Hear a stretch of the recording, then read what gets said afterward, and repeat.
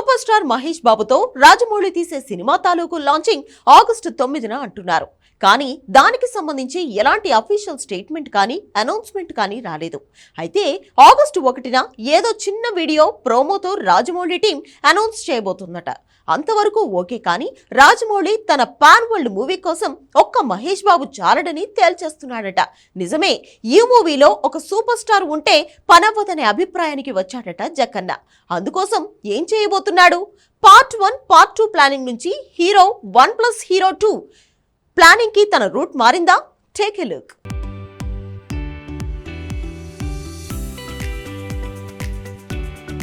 August 9న రాజమౌళితో మహేష్ చేసే సినిమా లాంచ్ కాబోతోంది. ఇది ఆల్మోస్ట్ కన్ఫర్మ్. కానీ సూపర్ స్టార్ తాలూకు ఓ వీడియో రెడీ చేశాకే అనౌన్స్మెంట్ని ఆగస్టు 1కి ప్లాన్ చేశాడు రాజమౌళి. ప్రస్తుతానికి ఇలాంటి గుసగుసలే వస్తున్నాయి. అయితే సూపర్ స్టార్ ఫ్యాన్స్కి పూనకాలు వచ్చే మ్యాటర్ ఒకటి మాత్రం ఇప్పుడు ఇండస్ట్రీలో హాట్ టాపిక్ అయింది. అదే 1+1 కాదు, 2+2 ఆఫర్. రాజమౌళి ఇప్పుడు మహేష్ ఫ్యాన్స్కి 2+2 ఆఫర్ ఇస్తున్నాడు. దాని అర్థం మహేష్ బాబుతో తాను తీయబోయే సినిమా ఒకటి కాదు, 2 భాగాలు. ఇదేం రాజమౌళికి కొత్త ఏం కాదు. అయితే ఇక్కడ కొత్త విషయం ఏంటంటే 2 భాగాలుగా ప్లాన్ చేసిన ఈ సినిమాలో 2 మహేష్ బాబులు ఉండబోతున్నారు. బాహుబలిలో 3 ప్రభాసులను వాడిన రాజమౌళి ఒక ప్రభాస్ని ఫోటోలో 2 తండ్రి కొడుకుల రూపంలో చూపించాడు.